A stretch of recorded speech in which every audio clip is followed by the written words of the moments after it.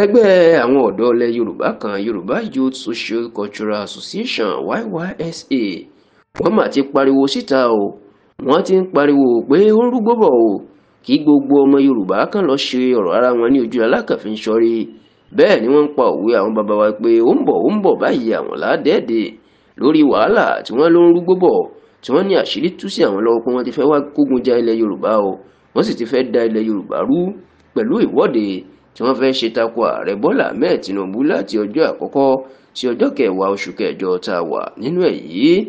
Kì í ṣe ìròyìn mọ́ pé láti ọjọ́ àkọ́kọ́ sọ́jọ́ kẹwàá the 1st of August to 10th of August 2024 ìní àwọn ọ̀dọ́ náà ti múra láti ṣe ìwọ́de tako ààrẹ Bọ́lá Ahmed Tinubu káàkiri Nàìjíríà lórí ìnira ibi àti ọ̀wọ́n gógó tó gba gbogbo ìgboro, tí wọ́n sì ti ń sọ pé ìwọ́de náà yóò lágbára àti pé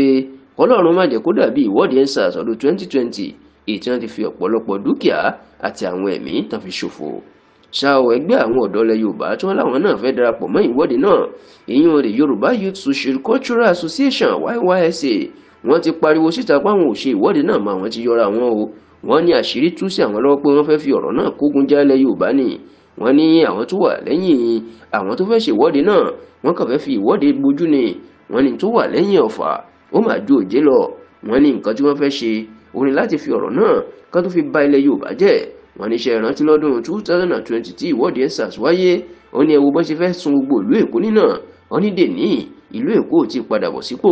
Ó láwọn ọmọ Yorùbá ló ń dá ọ̀rọ̀ náà ràn, kò kan ẹ̀yà Ìgbò, kò kan ẹ̀yà Haúsá, kò kan ẹ̀yà Fúlàní. Oníṣẹ́ irú eléyìí ní tí wọ́n tó wá fẹ́ dá sílẹ̀ ní ilẹ̀ Yorùbá. Nínú àtẹ̀jáde tí ààrẹ ẹgbẹ́ náà, ìyẹn ẹgbẹ́ Yoruba Youth Social Cultural Association YYSA, ọ̀gbẹ́ni Ọlálẹ́kan Ahmed àti akọ̀wé ẹgbẹ́ Ọláwálé Àjàó tán jọ fi síta, èyí tí wọ́n fi sọwọ́ sí iléeṣẹ́ tẹlifíṣàn Yorùbá Tòótọ́, iná mà ti jẹ́ kó di mọ̀ o wípé nǹkan tí àwọn agbẹ̀yìnbẹ́bọjẹ́ náà fẹ́ wá ṣe sí ilẹ̀ Yorùbá báyìí, àfi kí gbogbo ọ̀dọ́ ilẹ̀ Yorùbá àti gbogbo ọmọ Yorùbá kán dìde, kán pa ọ̀rọ̀ ẹ̀sìn àti ẹ̀yàmẹ̀yà tẹgbẹ́ òṣèlú tì, kán má ṣe wò wípé Tinubu kì í ṣe ọmọ ẹgbẹ́ òṣèlú